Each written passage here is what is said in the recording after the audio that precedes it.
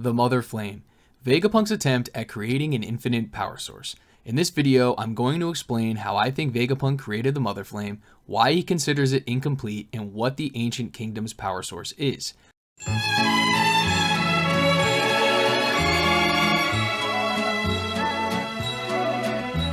I think Vegapunk is on the right path to figuring out how the Ancient Kingdom created its power source, and that path is that it's fire related.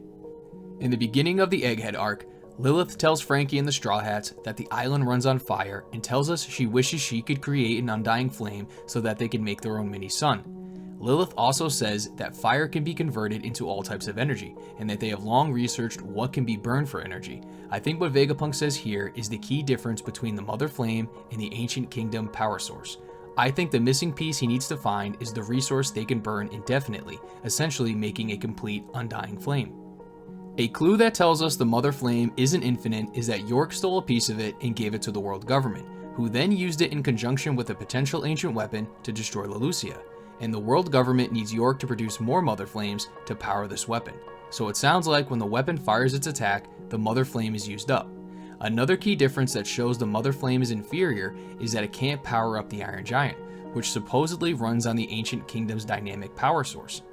Looking at the Mother Flame, does it remind you of anything we've seen before? If you guessed a flame on the Lunarian's back, then you'd be right. The Lunarians are a sky race that have flames on their backs that look very similar to the Mother Flame in my opinion. So how did Vegapunk create it? I think he created it by using King's lineage factor, the same way he was able to use King's lineage factor to create the Seraphims. Now I want to talk about how the Lunarians are in my opinion deeply connected to the Ancient Kingdom's power source. Let's start off with what we know about the Lunarians. We know the Lunarians are an almost extinct race that used to live on the Red Line and were at one point considered gods. We also know that they are incredibly durable and can survive in almost any environment. For unknown reasons, the world government will pay 100 million berries to anyone that gives them information regarding a Lunarian's whereabouts. This last bit of info is only speculative right now, is that the Lunarians might have originated from the moon, because every other sky race did, and their name literally means inhabitant of the moon.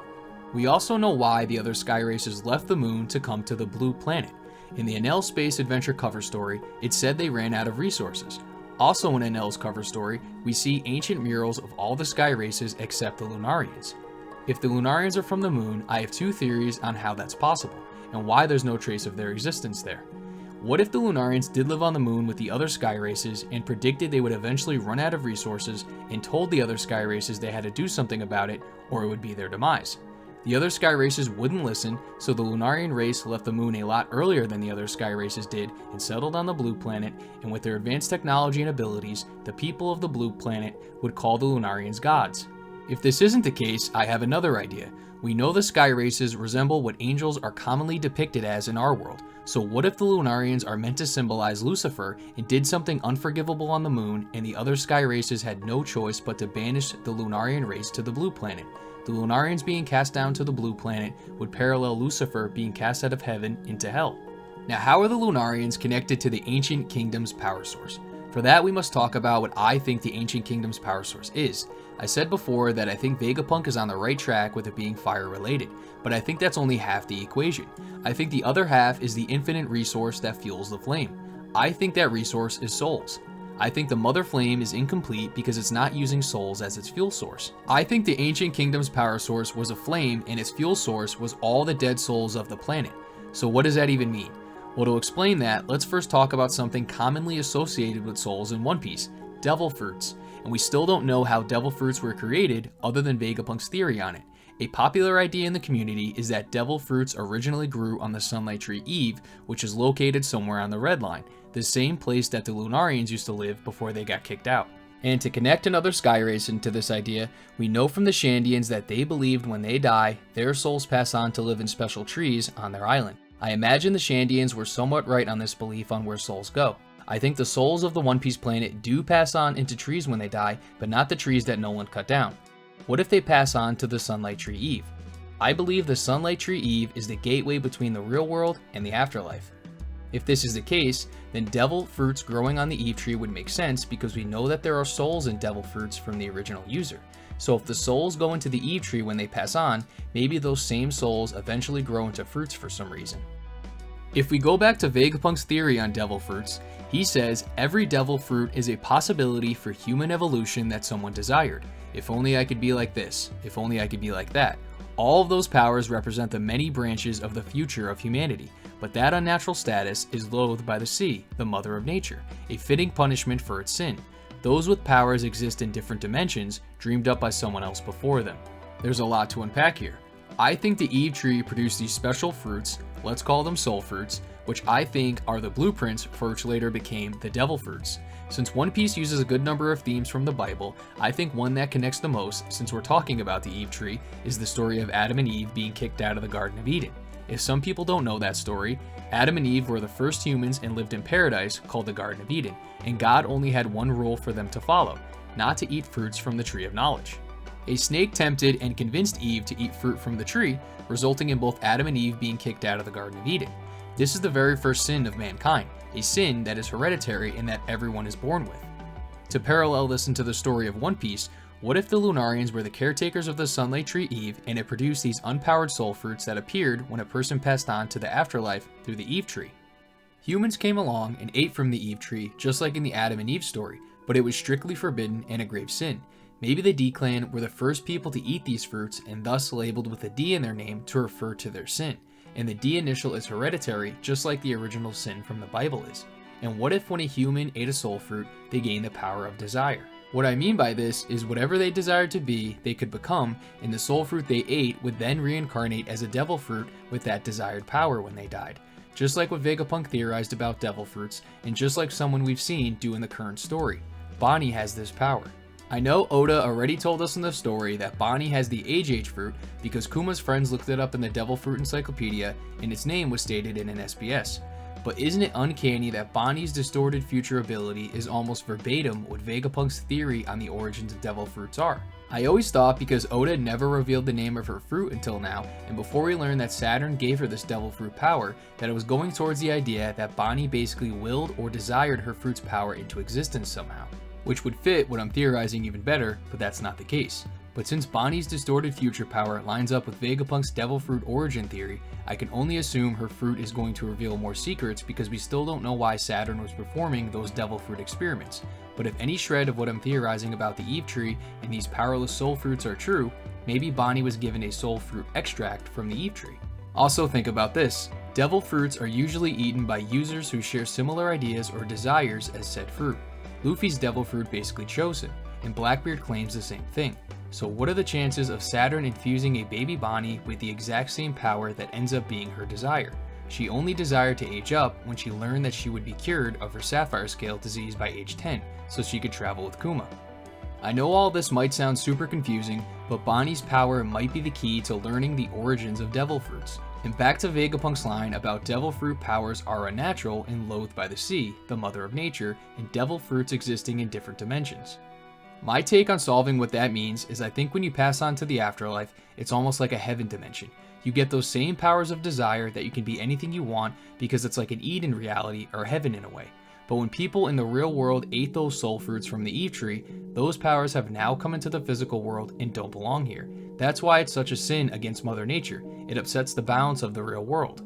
It could even be that since the fruits have the souls of someone who passed on in them, that also upsets the balance because they are supposed to be in the afterlife dimension. Take devil fruit awakenings, mainly the Logias. They permanently alter and change any kind of environment or climate.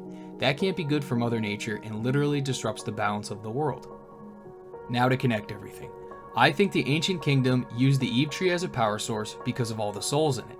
I don't think the Ancient Kingdom was evil, but because they figured out a way to use the Eve tree as a fuel source, maybe that was the reason the 20 kings banded together to fight the Ancient Kingdom, because using the Eve tree as a power source while being infinite was going to eventually destroy the planet.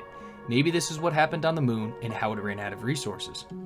In chapter 11:15, Vegapunk even says that he doesn't want to assume to know which of the sides of this 900-year war is in the wrong, which to the reader sounds crazy because we know that the world government is bad and the Ancient Kingdom are most likely the good guys.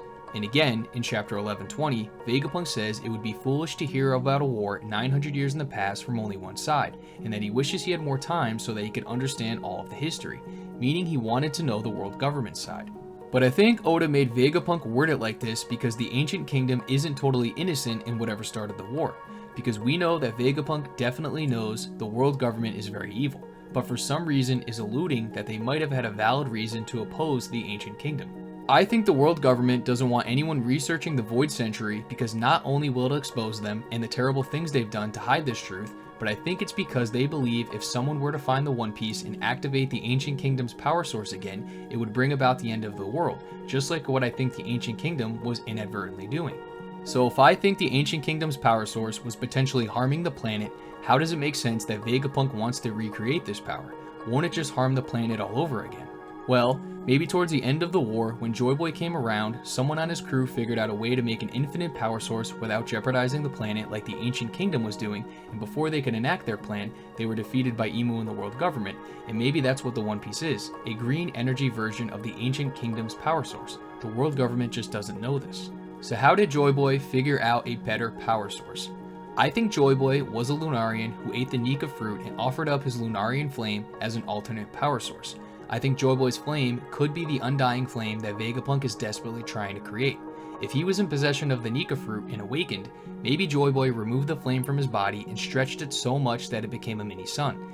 This wouldn't be that crazy with all the insane feats Luffy does when he goes Gear 5. And if we look back at King's fight with Zoro, we see how powerful a single Lunarian flame can be, so Joy Boy stretching his flame to become massive should make it way more powerful, just like Luffy's attacks are more powerful when he stretches them to the size of giants. We also know that Vegapunk is a perfectionist, and deemed Momo's artificial devil fruit as a failure just because it was pink instead of blue.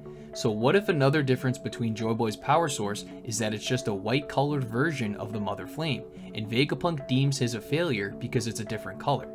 And the reason it would be a white flame is because if Joy Boy was a Lunarian who had the Nika fruit, if he went Gear 5, his Lunarian flame might turn white just like Luffy's hair and clothes turn white when he goes Gear 5. And since we got that mini silhouette of what Joy Boy looked like, you might be asking, well, Joy Boy can't be a Lunarian, I don't see any wings.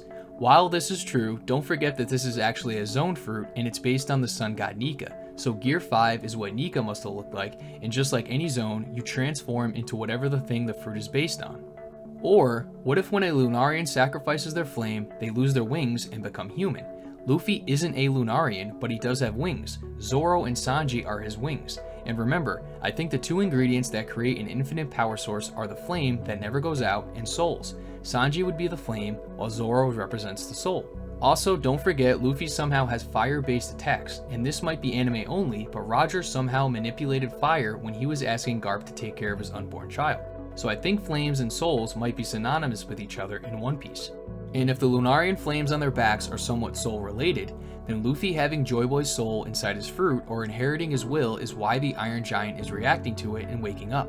Because Joy Boy's soul is the new Ancient Kingdom's power source. It could even be that the fire half of the Undying Flame is on Laugh Tale, and it needs to combine with the Nika fruit to become the complete ancient energy source again. Or maybe, like people have been theorizing, is that Luffy will eat the Mother Flame, and this will also achieve the fusion of a flame that never goes out being combined with the fuel source, Joy Boy's soul, to create the ancient power source. Maybe before Joy Boy lost, he separated his soul from the Undying Flame to prevent Emu from potentially getting it, because if his soul resides in the Nika fruit and is the fuel source, this might be the reason why the world government has been trying to get this fruit for over 800 years, but somehow the fruit keeps eluding them. Since the Lunarians were considered gods who lived on top of the Red Line and are associated with fire, I want to connect this to Greek mythology, which Oda takes inspiration from. It reminds me of the Greek gods living on Mount Olympus. And we know that the Sunlight Tree Eve has to be located somewhere on top of the Red Line, and if it produces devil fruits like people theorize, then I could see the Lunarian tribe back in the day being the sole users of all the devil fruits and why people thought they were gods, because of all the crazy devil fruit powers. It would literally be One Piece's version of Mount Olympus. The Greek gods also ate magical fruits called ambrosia that would sustain their longevity and immortality, which could be a parallel to these soul fruits or devil fruits. And if Joy Boy was one of these Lunarians, maybe Oda will make him portray the story of Prometheus. We even have the name Prometheus in the story already as one of Big Mom's homies.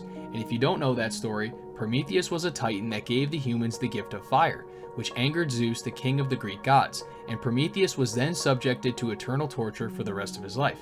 Let's say the Lunarians were the inhabitants of the ancient kingdom and were siphoning power from the Eve tree to create the Undying Flame and slowly destroying the planet. And like the myth, What if Joy Boy represents Prometheus and stole the power of the Undying Flame and gave it to the rest of the world, causing the demise of the Ancient Kingdom and the Lunarians, and inadvertently making the 20 kingdoms rise to power and become the newest villains? Since I think the Ancient Kingdom power source is soul related, we gotta talk about the main man himself, the Soul King Brook.